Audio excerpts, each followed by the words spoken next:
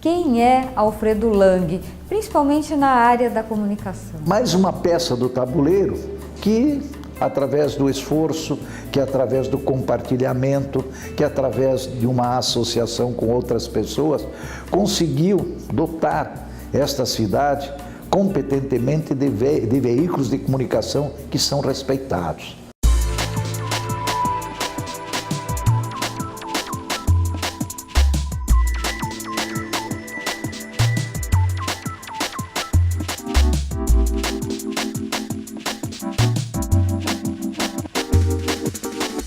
Sou natural do Rio Grande do Sul, uma pequena cidade que se chama Getúlio Vargas, e durante o ensino fundamental, as escolas maristas tinham um viés importante na formação do aluno, que eram os grêmios literários. Como esses grêmios foram evoluindo, também despertou por parte da emissora, que era a Rádio Cultura de Getúlio Vargas, o convite para que, num programa semanal, os trabalhos que fossem destaque nos grêmios literários se apresentassem na emissora. Gradativamente chamou a atenção do diretor da emissora sobre a desenvoltura que eu já manifestava na apresentação daqueles trabalhos que foram indicados. E numa dessas circunstâncias lá, o diretor nos convidou então para apresentar um programa. Então esse programa foi batizado de A Voz do Estudante. Olha, isso foi no ano de 1957. E nós começávamos o programa dizendo o seguinte: o consolo do estudante é a compreensão do povo que ele luta por um ideal. Está no ar a voz do estudante. Então esse programa foi em 57, 58, 59 e com uma boa receptividade. Então aí veio a primeira identificação minha com a rádio. O senhor era adolescente? Sim, eu tinha 14 anos à época, né? Então, essa situação evoluiu, né? Gradativamente a gente foi buscando a formação como contabilista, posteriormente como advogado, e também já investindo na área da atividade político-partidária.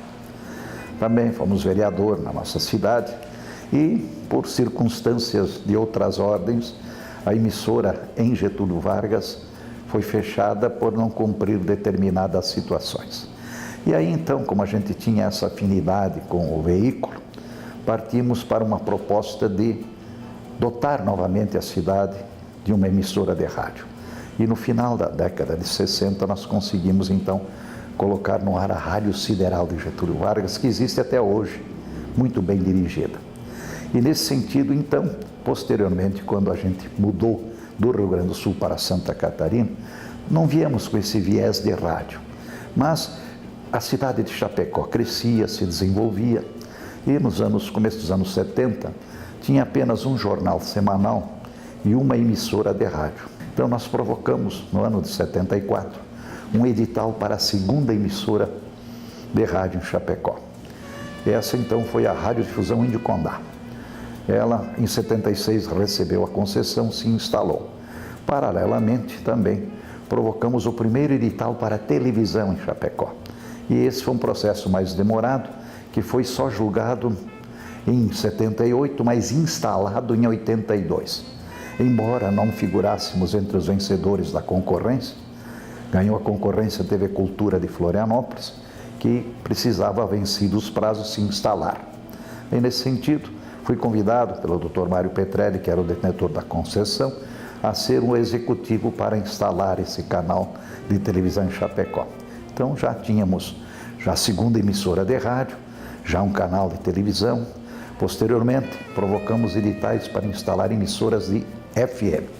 Lamentavelmente, nos editais que a gente promoveu, não fomos aquinhoados. Tivemos que provocar mais um edital e aí sim ganhamos a concessão da hoje Oeste Capital. Também com a evolução de Chapecó e pela importância de Chapecó, não houve redes de televisão para sustentar a TV Cultura, porque o Diários Associados quebrou, o TV Silvio Santos estava embrionária e predominantemente era a Globo. A RBS então comprou a TV Cultura de Chapecó. Mas nós vimos que era uma direção de fora. No mesmo ano em que foi vendida a TV de Chapecó, promovemos um novo edital para a segunda emissora de televisão em Chapecó. O pessoal achava um verdadeiro absurdo, uma cidade pequena, querendo o segundo canal de televisão, que Joinville não tinha, Blumenau não tinha, Joinville não tinha nem emissora de televisão. Criciúma tinha uma lá e Lages tinha uma. Por que Chapecó é uma cidade pequena com o segundo canal? Recebemos muitas críticas e tudo mais, mas foi julgado no final de 85, perdemos de novo a concessão. O grupo que ganhou me convidou para ser o executivo e também como sócio instalamos então o segundo canal gerador em Chapecó, que para a época era algo que Santa Catarina não tinha, a não ser a capital. Como era o nome? TV O Estado. Ela reproduziu primeiramente a programação da TV Manchete e posteriormente a do SBT do Silvio Santos. Hoje é a atual Rede RIC Record, que está funcionando. Criamos também em 77 outro jornal semanal, o Correio do Sul. E este até hoje mantém um recorde. Quando a Chapecoense foi campeã em 1977, nós produzimos uma edição especial que teve 15 mil jornais impressos. Foi algo inédito. Não tem jornal do interior em circulação com 15 mil exemplares até hoje. Mas o jornal se mostrou economicamente inviável. As limitações de ordem técnica para um jornal semanal não justificavam um grande investimento, porque ele precisava ser produzido e contratado com terceiros. Também encerramos essa atividade. Então, posteriormente, instalamos a segunda emissora de TV, de rádio, que seria a Oeste Capital hoje, e aí cresceu conjuntamente com Chapecó e toda a região. Paralelamente, como nós estávamos exercitando essas outras atividades na comunicação, estava se tornando quase impossível conciliar com o exercício da advocacia. Então, a gente teve que gradativamente se afastar da advocacia e ir para o ramo da comunicação. Posteriormente para a hotelaria, ainda também no ramo imobiliário e algumas outras atividades que deram sustentação à família.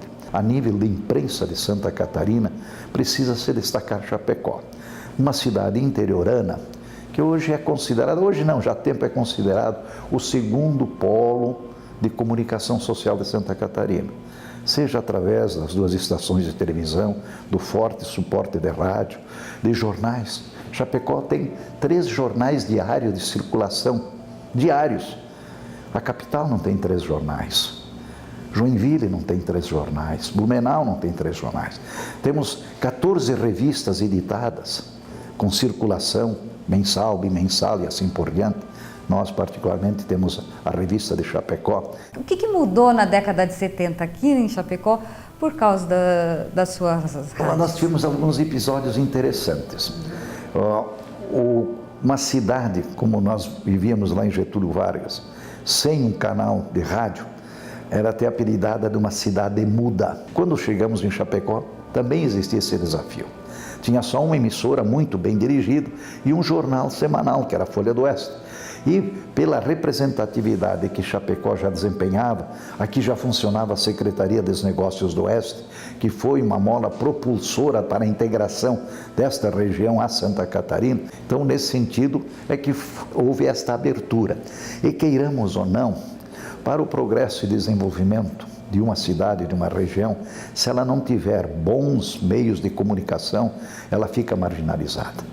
Nós tivemos, por exemplo, com o jornal Correio do Sul, 2 ou 3 reportagens que visitaram reportagens internacionais. Le Monde publicou parte de notícia estampada no jornal Correio do Sul, quando houve um acidente aéreo aqui na região e nós cobrimos em absoluta primeira mão. Quando existia um fato isolado de uma criança que aos 8 anos foi recolhida a um presídio e esquecida lá, e os nossos repórteres levantaram esse assunto e saiu na imprensa internacional. Menino de 8 anos, preso e isolado do seu mundo. E tivemos outras reportagens do Correio do Sul. E Chapecó, neste contexto, Os veículos de comunicação, todos eles indistintamente, tiveram uma colaboração muito importante para projetar Chapecó. Eu recordo-me que em umas ocasiões eu fui convidado a fazer determinadas palestras em outras cidades também importantes aqui de Santa Catarina, inclusive do Rio Grande do Sul e do Paraná, e eles faziam quase que sistematicamente ao final das palestras essa indagação. Mas por que Chapecó com tantos veículos? Nós aqui temos um município próspero e o nosso município não aparece no contexto. Digo, isso é a função da imprensa, essa é a função, né, de ter órgãos ativos, né? Posteriormente se criou aqui a Faculdade de Jornalismo, que enriqueceu o nível cultural dos profissionais, e assim foi evoluindo. E hoje, sinceramente, ao tu falares de Chapecó, não apenas no contexto de Santa Catarina e do Brasil, mas internacionalmente hoje, Chapecó tem uma visibilidade que poucas cidades do tamanho de Chapecó desfrutam.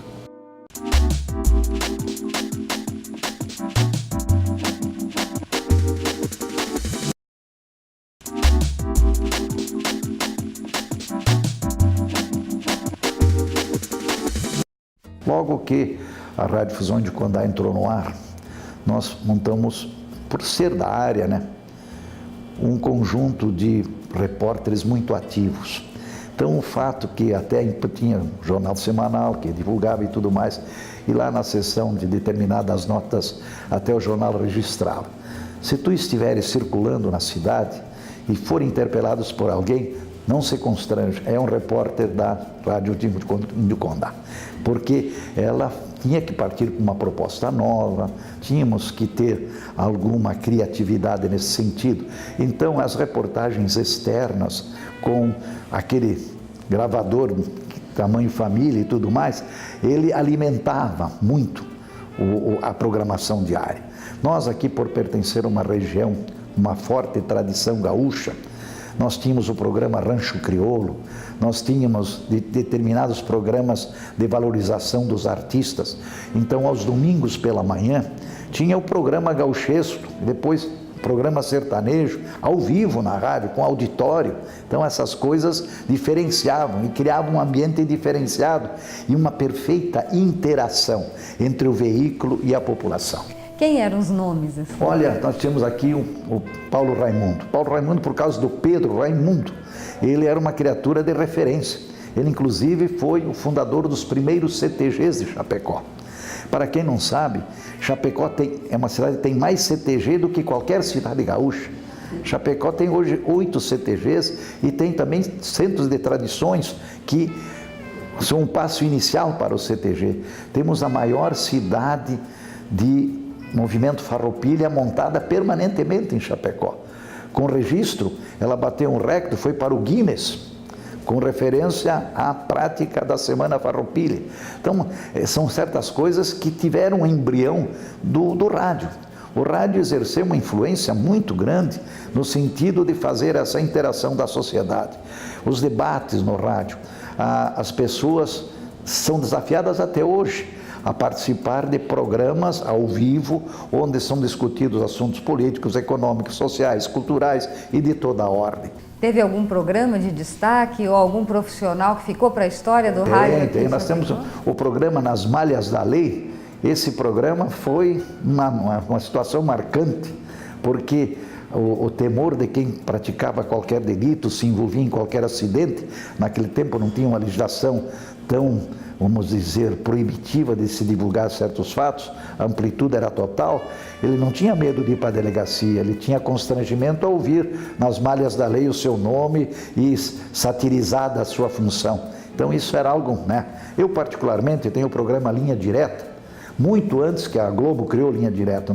Se nós tivéssemos registrado o título, quem sabe nós podíamos ter essa preferência, mas nunca houve nenhum esse setor. Linha Direta está há mais de 28 anos no ar. Então, é um programa que marcou presença. Nós temos o programa Farroupilha, que foi criado na emissora. Nós tivemos alguns programas que tiveram premiações internacionais da ONU. Que programa era esse que fez prêmio da ONU? Nós tínhamos a sala de debates, posteriormente o Estúdio Condá, né? Na Oeste Capital, programa também de muita interação entre o ouvinte e a emissora. E eu vou dar um exemplo do diferencial. Muitas vezes a gente tem que constituir uma boa equipe de repórteres, mas na Oeste Capital ela conseguiu algo um pouco interessante. O ouvinte é o repórter. Ele mantém uma interação de tal ordem com o apresentador, e esse apresentador consegue, só com a sua individualidade, fazer um mosaico social. Isso sabendo usar devidamente essas poderosas ferramentas. Hoje, praticamente, o telefone celular é uma unidade móvel para a informação. Então, nesse sentido, as coisas evoluem, adquirem determinadas proporções que a gente quase não imaginava que pudesse existir. Nós, por exemplo, temos no nosso sistema Condá de comunicação, e notadamente na Super Condá, uma equipe esportiva que tem nome nacional, consagrado, com profissionais de renome, que mantém o volume. A emissora cobriu o Copa do Mundo, coisa que emissoras do interior não têm muitas vezes essa capacidade. O aspecto também muito contribuiu para esse dinamismo da imprensa de Chapecó foi que os grupos econômicos souberam dar a sua parcela de contribuição. Pessoas que viram que não só apenas pela propaganda em si, mas pelo nome comercial ser mantido, pela difusão da marca em caráter de divulgação mais abrangente, por tudo isso, Chapecó consegue, com um pouco de sacrifício naturalmente, manter numa cidade interiorana tantos e qualificados veículos de comunicação que estão se sustentando. Mas depende da criatividade, depende do esforço e assim por diante. E o senhor também trabalhava como jornalista? Que programas o senhor fazia? Em uma determinada época, eu me recordo muito bem, quando estava se divulgando a nova Constituição brasileira. Então, como a gente dominava esse aspecto jurídico constitucional, nós mantivemos um programa diário na TV O Estado, por muito tempo, sobre aspectos da nova Constituição. Posteriormente, do Código de Defesa do Consumidor, que era algo que nem no entendimento popular não era fácil, porque como a gente dominava também o ambiente jurídico, o Código de Defesa do Consumidor inverteu. Por exemplo, quem postula em juízo tem que fazer prova. Com o Código do Consumidor, não. O consumidor alega e a quem é dirigido o procedimento, esse tem que fazer a prova de que a coisa não aconteceu. Então, essas difusões, eu tive a oportunidade, durante quase 2 anos, manter um programa diário na televisão sobre esses aspectos, com enfoque notadamente para a compreensão dos direitos e garantias do cidadão. O Linha Direta, que nós mantemos há mais de 28 anos, e eu como titular há 25 anos, é um programa que retrata a diversidade de notícias e opiniões dos jornais que circulam aqui em Chapecó, se dando naturalmente o respectivo crédito e se emitindo uma opinião personalizada e particular com referência ao conteúdo da notícia. E isto é muito bem recebido porque, para um programa se manter 28 anos no ar, com patrocínio, não é uma situação muito fácil. A história dos programas, elas muitas vezes se baseiam em determinados bons momentos e posteriormente de queda. Então, claro que facilita o fato nosso particular de, em sendo o proprietário, não ter alguém que possa substituir o apresentador, né? E vocês tratam das manchetes dos jornais? É um programa Linha Direta. Ele teve muita influência disso no começo dos anos 90, quando nós fomos fazer uma cobertura da criação do Estado do Iguaçu, que estava sendo votado em Brasília. Nós permanecemos 23 dias em Brasília, e ir a Brasília e não informar a região seria um contraste com a função de advogado, de jornalista e de incentivador do movimento. Então, todas as manhãs nós fazíamos um flash de Brasília, dando todo o retrato dos acontecimentos. Aí então que se criou o Linha Direta. Por que Linha Direta? Porque direto de Brasília informávamos tudo o que estava acontecendo e a expectativa na região era de que fosse aprovada a consulta plebiscitária para a criação do Estado do Iguaçu. Posteriormente, voltando, e tivemos os problemas com os apresentadores de então, eu tive que assumir o programa. Quais os nomes que a sua rádio, as emissoras de TV onde o senhor atuou, fizeram a comunicação aqui? Olha, é uma diversidade tão grande, porque, por exemplo, em 1982, nós não tínhamos esta linkagem que hoje tem. Para se botar uma programação de TV geradora no interior, nós tínhamos que trazer os capítulos das novelas por via aérea. Então o capítulo tal chegava, íamos no aeroporto, e o dia que não baixava o avião, o que nós ia botar no ar? De vez em quando tinha a tal da sacanagem, o cara lá que mandava os capítulos invertia a ordem. Então a novela estava no capítulo 25, trazia o 28. Como é que ia botar o 28 se o 25 não tinha esgotado ainda? O que nós fazíamos? Naquele tempo tinha o telecine, como o telecine mesmo, se projetava num projetor. Não era como hoje que tu aperta um botão no videotape e vai para o ar. Então você selecionava, essa região gosta muito de faroeste, nós tínhamos em estoque bastante faroeste, nós tínhamos em estoque muitos desenhos, então tinha que se criar essa programação alternativa. Então hoje quando o pessoal vê o que é administrar uma TV ou mesmo um rádio, é uma digitalização, é um toque. Está tudo aí, as redes são integradas. Hoje a Rádio Supercondá, já há muito tempo, mas hoje com mais agilidade, dispõe do satélite com a Bandeirantes. Nós temos informações em tempo integral. Eu recordo-me ainda recentemente, quando houve a queda das Torres Gêmeas, a Bandeirante mantém um estúdio a uns 300 metros de onde ruiu. Nós demos a informação em tempo real. Uma hora depois as televisões começaram, até uns ligavam para a rádio, mas isso é verdade? Está acontecendo? Não está acontecendo? Então, hoje é uma coisa, mas para quem trabalhou em 82, manter uma televisão geradora no interior era um desafio total. E o jornalismo naquela época, como era? Tanto da rádio quanto da TV? Bom, o jornalismo, olha, tínhamos a fonte de fora, o Telex, que nos alimentava. Aquele aparelho barulhento lá que nos dava esse conteúdo nacional e internacional. Mas, como a gente também tinha a escuta, muitos não sabem o que é escuta. Por exemplo, se botava um rádio potente com uma antena de recepção boa, para coletar o que dizia a Tupi do Rio, a Globo do Rio, a Bandeirante, a Record, né? Alguns programas internacionais, a BBC de Londres, quando transmitia programas em língua brasileira, até a Voz de Moscou para a América também, dependia tudo de ter um corpo de funcionários que se dedicavam a isso, para gravar, reproduzir e datilografar as páginas. O telefone era ruim de ter? O telefone nós tínhamos aqui em Chapecó, até a integração com a Telesc, telefones que apenas se falavam internamente. Chapecó tinha, no começo dos anos 70, 230 aparelhos que se falavam. Quando tinha uma ligação externa, tinha que se programar com a central telefônica. Então não era tão fácil a comunicação. Nós tínhamos no rádio também seríssimas dificuldades de manter a estação no ar, porque os equipamentos, né, vem uma tempestade, vem isso, vem aquilo, sofre também, né, um raio, alguma coisa. Hoje, com um simples telefonema, a peça é colocada no avião, em 3 horas está em Chapecó. Então é algo assim que, para os que estão vivendo hoje, muitas vezes ainda se queixando de alguns fatos, não viveram aquele passado onde as limitações eram de toda a ordem. E outros fatos históricos de Chapecó que a rádio pôde contribuir e que teve uma grande cobertura, o senhor se lembra de algumas coisas? Eram muitos fatos, sim. Muitos registros históricos. Só em matéria de aviários, Chapecó e região ultrapassa 4, 5 mil aviários.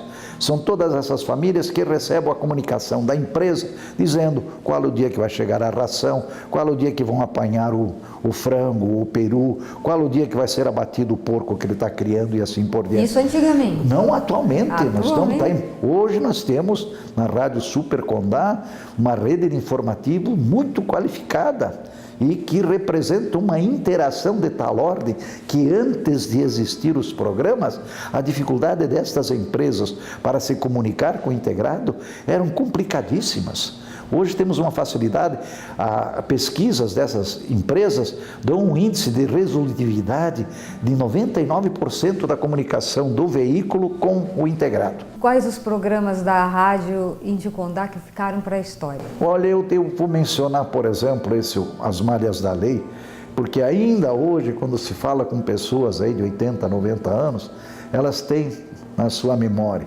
Nós temos, por exemplo, o programa Sala de Debates, já está há mais de 10 anos fora do ar.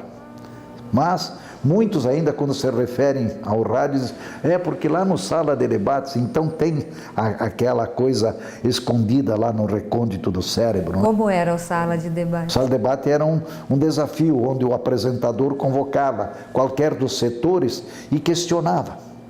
Hoje ele foi substituído pelo Estúdio Condá. Quem fazia esse programa? Quem fazia aqui foi, lamentavelmente, um radialista que no ar teve um AVC.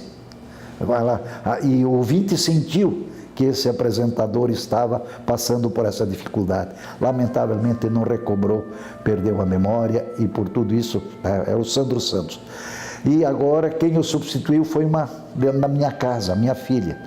Ela que tem formação jornalística, também já está com o programa há 11 anos no ar. Como é o nome dela? É Raquel Lang. Ela está bem, ela já recebeu menções honrosas e determinadas homenagens ainda recentemente pelo trabalho de interação com a sociedade chapecoense e mesmo regional. E temos também praticamente o Condá na Comunidade. Condá na Comunidade é um programa que visita os bairros, que visita o centro. E esse Condá na Comunidade, ele vai lá e franqueia o microfone para a comunidade. Então é um retrato reproduzido daquela realidade daquele bairro. E muitas vezes quando o programa passa muito tempo sem já até a reclamação começa, se esqueceram de nós e tal, né? E essa interação faz do rádio ser vivo, presente, né? E participante. Como foi a cobertura dos seus meios de comunicação no acidente da Chapecoense que marcou tanto aqui a região? Olha, houve um referencial. Nós, particularmente, porque temos esse convênio com a Rede Bandeirantes, eles praticamente deslocaram os profissionais e a partir do segundo dia, os profissionais já voltaram porque o campo profissional de Chapecó deu a eles todas as ferramentas que precisavam para fazer a cobertura. A nossa empresa teve um sobrevivente e 3 que faleceram. A empresa assegurou que familiares do sobrevivente tivessem o pronto encaminhamento para lá e houve uma interação também por parte da própria Chapecoense que enviou pessoas para lá. Então, a nossa cobertura lá na Colômbia foi uma cobertura como qualquer outro dos grandes veículos de comunicação. Houve uma comoção, houve um respeito e a cobertura recebeu uma cobertura muito profissional e competente. O seu grupo hoje tem uma revista? O grupo tem a Revista de Chapecó, já está com 9 anos de circulação. Ela também já teve algumas distinções, com muitas manifestações de acolhimento fora das nossas fronteiras. Então ela retrata de uma forma muito bem exposta os diversos segmentos da cidade e também um pouco de cultura. Temos artigos bem escritos, temos o RDC, Revista Digital Condá. Esta nos surpreendeu. Nos primeiros meses, isso já faz um tempo, nós tivemos em 4 meses 12 milhões de acessos. É algo que escapou da nossa imaginação. Mas isso se deve ao dinamismo das minhas filhas. Elas estão perfeitamente integradas a estas novas ferramentas. Nós podemos dizer que aqui se pratica um jornalismo de primeira grandeza. Não deve nada a qualquer outro setor da comunicação no país. Temos os equipamentos da mesma geração, temos os profissionais do mesmo gabarito, talvez não com aquela difusão e com aquela extensão que um poderoso veículo de comunicação tem, mas dentro da sua área, a aptidão profissional de cada um se destaca. Quais as perspectivas, na sua opinião, nessa área? Como deve ser o futuro das comunicações? Olha, a gente não sabe qual é o próximo passo, mas com todas as ferramentas que até hoje foram colocadas à disposição, eu fico feliz em ver que todos os veículos de comunicação prontamente puderam incorporar ao seu patrimônio as últimas conquistas neste ramo. Hoje, frequentar uma exposição internacional em Las Vegas é comum para qualquer dirigente do ramo de comunicação. Então, neste sentido, as pessoas estão preparadas para, com digitalização, com o uso de todas essas alternativas da internet, de redes sociais, desses aplicativos, nós vemos que Chapecó, pelo conteúdo profissional das pessoas que aqui estão, vai acompanhar e não sei se, em alguns momentos, liderar essa evolução.